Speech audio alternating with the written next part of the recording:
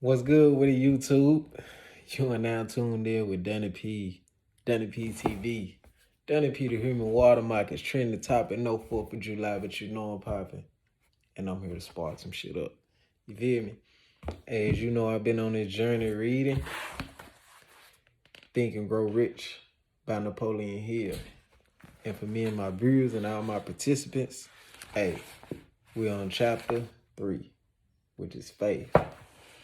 It says, there are no limitations to the mind except those we acknowledge. Both poverty and riches are the offspring of thought. As you know, the first chapter was thoughts of things. Second chapter was desire. So therefore, thoughts become things due to the desire you have, but only due to the amount of faith that your subconscious, not your conscious, but your subconscious can conceive of. And it's like where the subconscious work, everything exists, only on a different plane. And if you don't get that, what I'm saying is, just as well as you daydream and you visualize something as though you in it, your subconscious cannot tell whether that's happening now or is that a memory of the past or what. It just know it's happening. You know what I'm saying? It's just like when you dream. When you dreaming and you having a dream and you wake up out of sweat, you know what I'm saying? Consciously, you didn't really accumulate or make that dream happen. That dream happened within your subconscious because everything exists on a different plane in your subconscious. And your subconscious cannot tell what's real and what's fake. If I want to imagine myself having sex with Beyonce and mess around and ejaculate, my subconscious cannot tell whether that's real or fake. But I can tell it's real or fake due to me being conscious. You get it? Or shall I go deeper? We're going to leave that alone. But it's really talking about faith.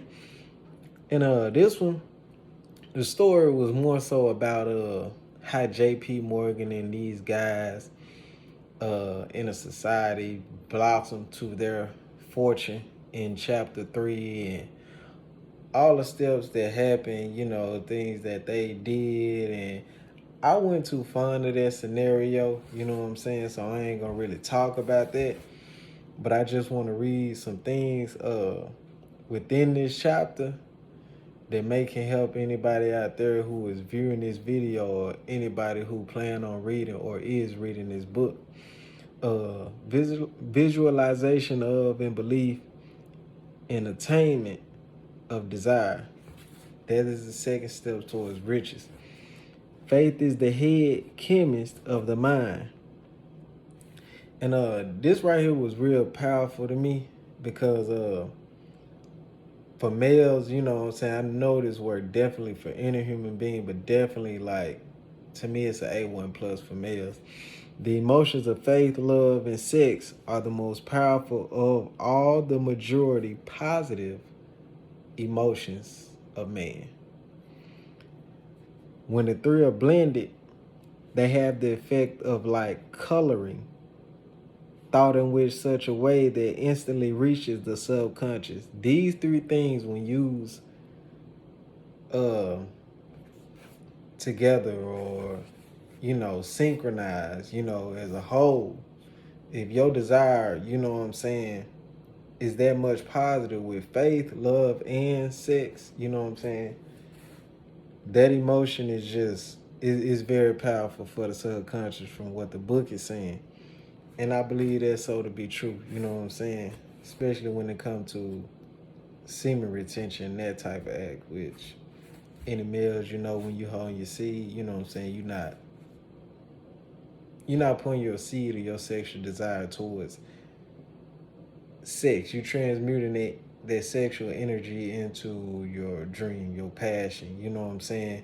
And you got faith and love for whatever you're doing, and that last thing, which was sex, is that that seed in you that's pushing you, you know what I'm saying, towards it, instead of you, you know, physically giving it up, you putting that mental and that internal energy towards something else.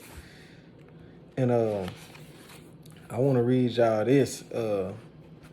It definitely talk about affirmation. So any of you who do the I ams or any type of mantras and all that type of thing, you know what I'm saying, you are on a faith journey. And it says, faith is a state of mind which you may develop at will. It don't say you come with faith. It says something you develop at will. You have to will your way into a faith.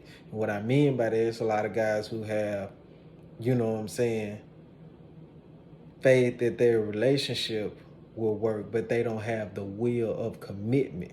They got faith it could work, but they don't have the will. So therefore they really don't have faith. They think they do, but they don't. Because faith is a state of mind which you may develop at will after you have developed these 13 principles. Should I give y'all that? Or should I make y'all read the book for that? But I'm going to just say this. Repetition of affirmation of orders to your subconscious mind is the only known method of voluntary development of the emotional faith. It's the only voluntary method.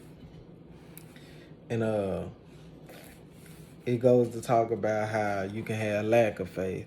You know what I'm saying? Because like I say, your subconscious really does not, it's an even playing field with your subconscious. You know, it's an even playing field. All your bad thoughts, your subconscious don't know that they're bad thoughts or negative thoughts. It just know it's a thought. You know what I'm saying? And like I say, to me, your subconscious is like that mediator, that peacemaker. You know what I'm saying? It sees both sides, but it don't take neither. It's just there. You know what I'm saying? It's just there for what it is. If you think negative thoughts, that's what, you know what I'm saying, it'll accept. You think positive thoughts, hey, positive thoughts are what you'll get. You know what I mean? And it goes to talk on about people who doubt themselves and all that. And people who affirm themselves, you know, regardless to what's going on. And you know, these are quotes and stuff I'm reading. Thoughts which are mixed with any of the feelings of emotions constitute a magnetic force which attracts other similar or related thoughts. Your outer reality is what you believe to be going on inside. It's just that simple.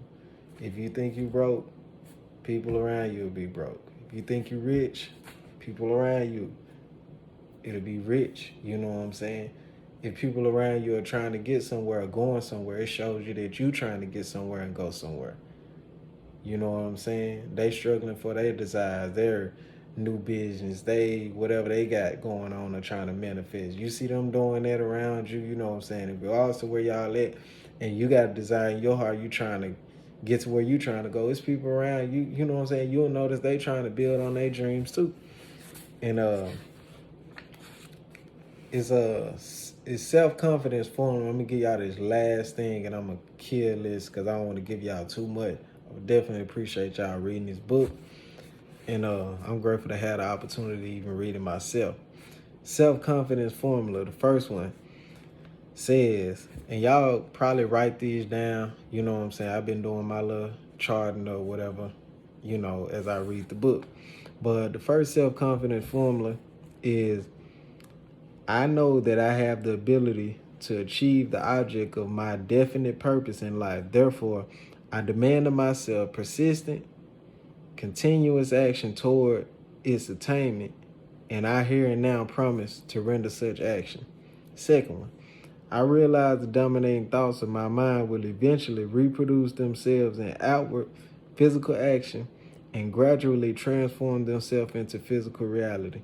Therefore, I will concentrate my thoughts for 30 minutes daily upon the task of thinking of the person I intend to become, thereby creating my mind a clear mental picture.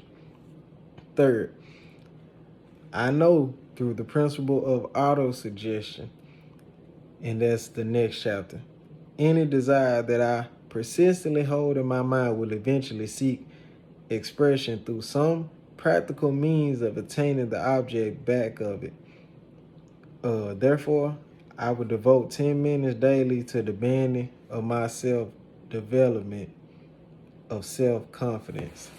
4, I have clearly written down a description of my definite chief aim in life, and I will never stop trying until I shall have developed sufficient self-confidence for its attainment. Fifth, I fully realize that no wealth or position can long endure unless built upon truth and justice. Therefore, I will engage in no transaction which does not benefit all whom it affects. I will succeed by attracting to myself the forces I wish to use and the cooperation of other people. I will induce others to serve me because of my willingness to serve others. Gotta give to receive.